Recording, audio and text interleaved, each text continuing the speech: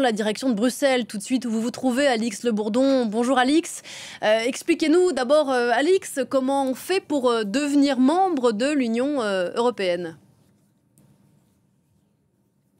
Eh bien écoutez, c'est un parcours qui peut être long pour certains, 12 ans par exemple pour des pays comme la Bulgarie et la Roumanie, seulement 4 ans pour la Suède. En fait, tout cela dépend du degré de proximité du pays candidat vers des critères que l'on appelle les critères de Copenhague. Alors, il y a d'abord un critère politique. Est-ce que le pays possède des institutions assez stables pour garantir la démocratie? Il y a ensuite un critère économique. Est-ce que l'économie de ce pays est assez forte pour faire face à la concurrence? Et puis il y a enfin un critère juridique. Est-ce que tout est mis en place pour que le droit européen puisse être transposé dans le droit national? C'est ce qu'on appelle l'acquis communautaire, et ça couvre énormément de domaines, 35 chapitres en tout, qui peuvent aller de la pêche à l'agriculture en passant par la libre circulation des personnes, et ces chapitres vont être examinés un à un. Et puis il y a enfin un critère qui pour le coup ne dépend pas du pays candidat, c'est la capacité de l'Union européenne à accueillir un nouveau membre. Et dans le cas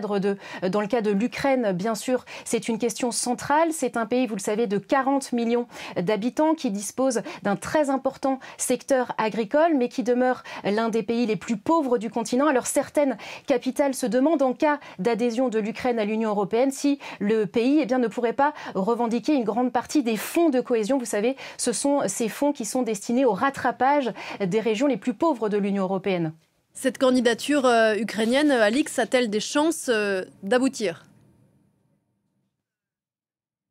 Eh bien écoutez, évidemment, par rapport à d'autres candidats, l'Ukraine est dans une situation unique. C'est un pays en guerre et partiellement occupé, mais cette question du territoire ne va pas se poser avant plusieurs années, puisqu'il va falloir d'abord avancer sur les nombreux chapitres de négociation. En revanche, il reste la question de la réticence de certains pays membres de l'Union européenne. On sait bien sûr que depuis le début, la Hongrie, proche de Vladimir Poutine, bloque un certain nombre de décisions dans ce dossier. En décembre dernier, pour obtenir un feu vert au niveau des chefs d'État et de gouvernement, Viktor Orban, le Premier ministre hongrois, avait dû quitter la salle du Conseil. Mais ces réticences hongroises ne devraient pas trop poser de problème dans les mois qui viennent, même si le pays s'apprête à prendre la présidence tournante de l'Union européenne le 1er juillet, puisqu'en fait, dans les prochains mois, il va falloir examiner tous les chapitres dont je vous ai parlé, et les décisions à proprement parler au niveau des chefs d'État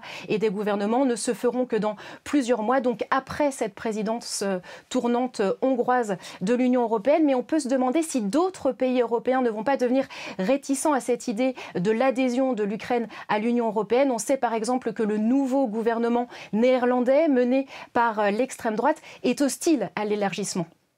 Merci beaucoup, Alix Le Bourdon. Petit détour